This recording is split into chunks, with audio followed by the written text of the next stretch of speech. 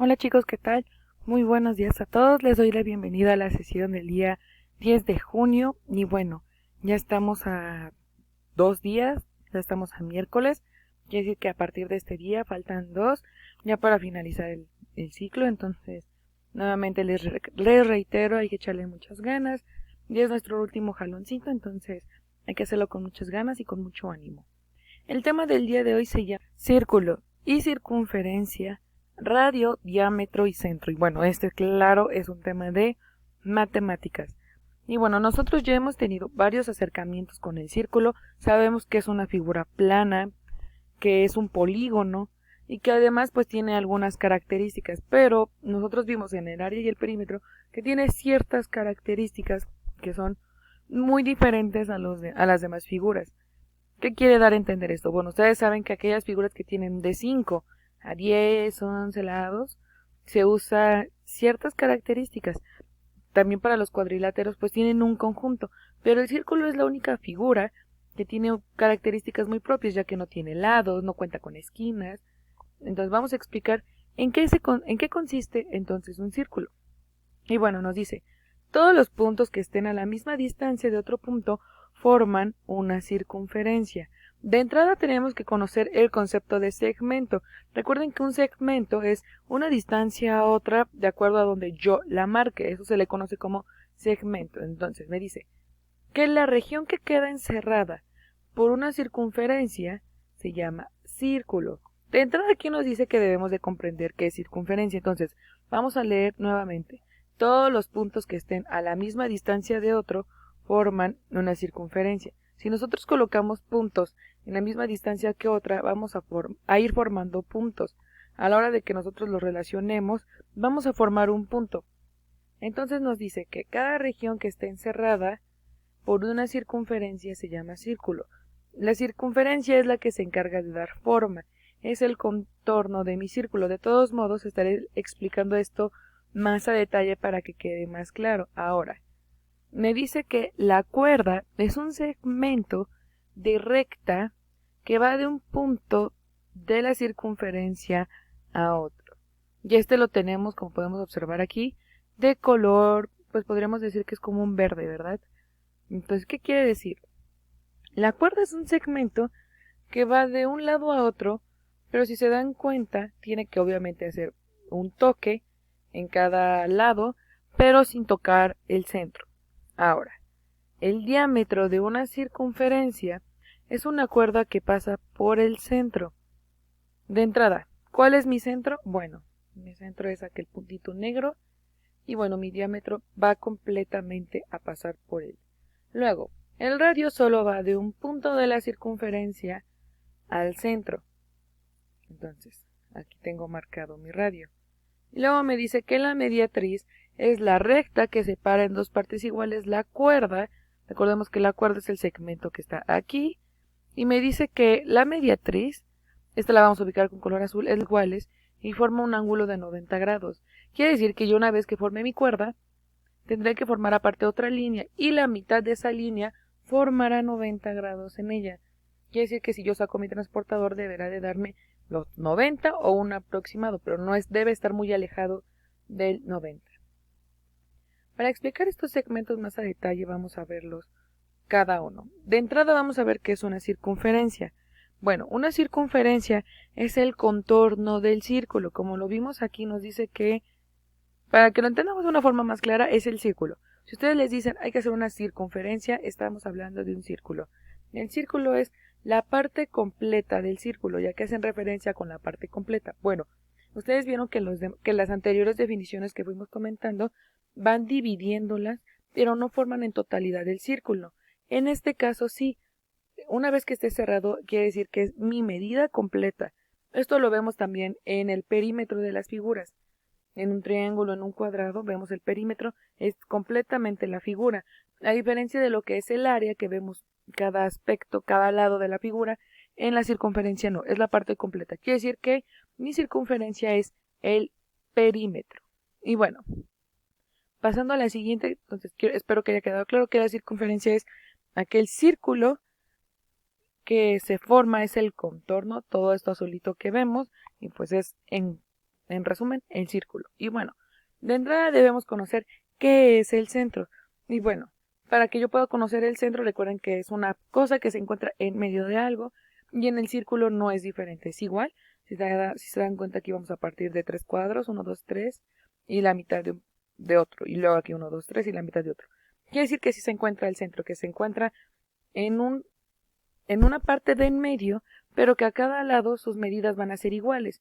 Y se pueden dar cuenta, yo los acabo de contar y coincide. Entonces, de entrada ya debo conocer que ese es el centro de cualquier figura, que en este caso es el círculo. Ahora, vamos a pasar con el radio, que me dice que es aquella figura, perdón, es aquel punto que va del centro a cualquier punto de mi círculo, o como lo conocemos también, circunferencia. Quiere decir que mi radio parte desde acá y puede ir acá, acá, acá, acá. Y la única condición es que esté en medio. Ese es mi radio. El radio lo utilizamos para sacar el área de una figura. Recuerden que en este caso, para conocer el área del círculo, es pi por radio a cuadrado sobre 2. Entonces es absolutamente lo mismo. Y en el caso del diámetro pasa por el centro y se divide en partes iguales. El diámetro lo usamos para sacar el perímetro del círculo. Entonces, para que yo pueda sacarlo, necesito pasar todavía por el radio. Quiere decir, ya llegué hasta acá.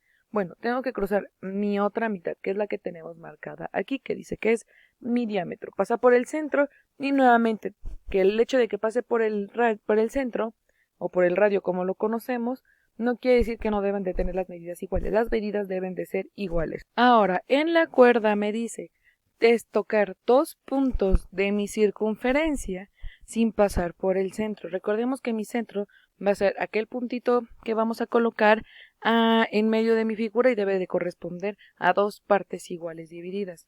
Quiere decir que si, por ejemplo, yo lo parto como si fuera una pizza, una rebanada de pastel, me va a dar 2 lados iguales. Bueno, en el caso de la cuerda, vamos a pasar de un segmento a otro. Yo puedo pasar de acá para acá, de acá para acá, a donde ustedes quieran, siempre y cuando cumplamos con la regla que aquí nos dice. En el caso de la cuerda, no se debe de pasar por el centro, no debemos tocar este puntito. Entonces, estas son algunas de las cosas que podemos hacer con la circunferencia. Ahora, vamos a pasar con un arco, que es la circunferencia limitada en 2 puntos. Bueno, una circunferencia es completa. En este caso, en el arco no va a ser así.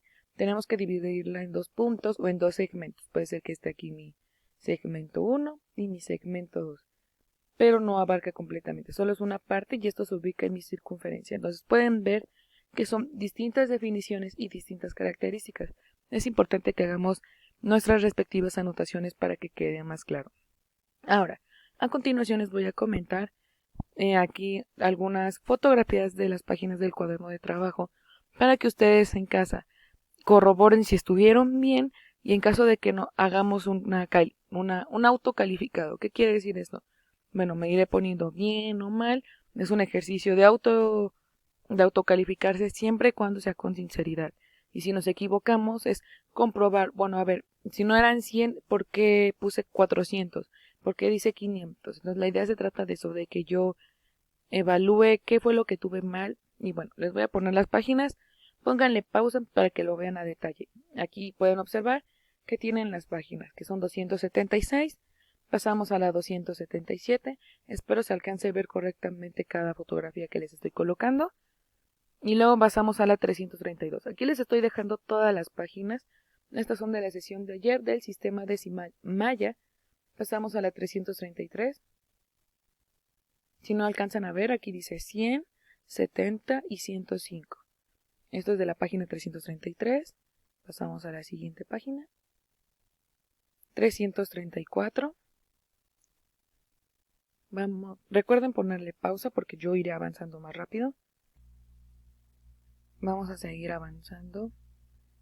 Me voy a mover para que alcancen a ver más páginas de la 334. Esto es lo que hemos estado trabajando en el cuaderno de trabajo. Y nos vamos a saltar a la 340.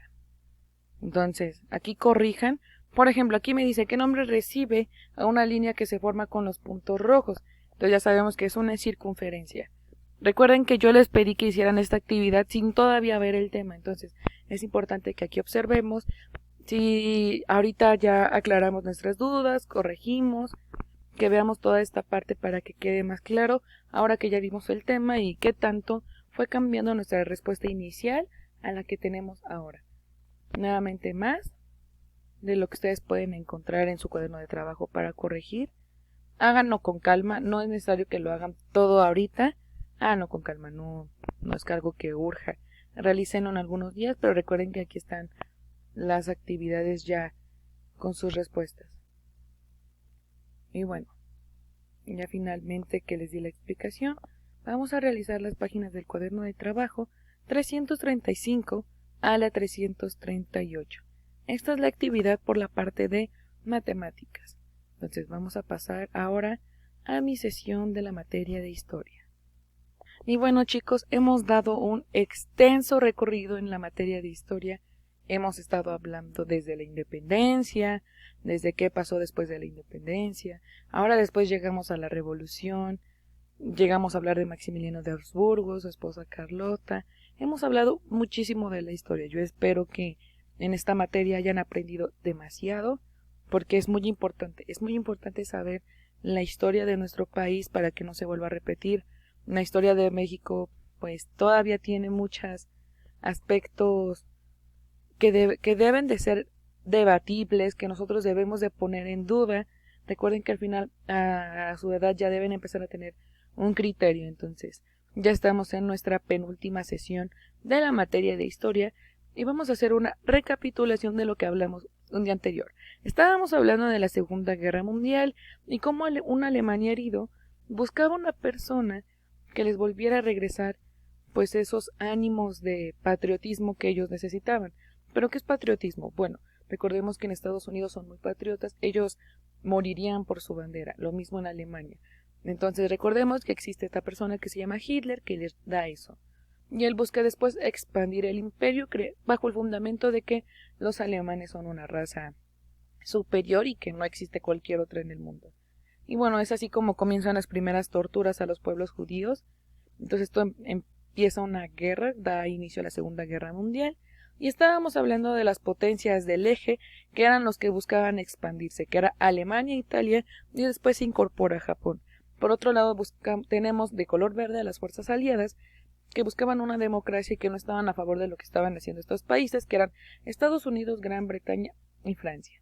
Entonces, vamos a continuar con esa explicación, en donde, bueno, para 1937 se firma un acuerdo de estas tres potencias.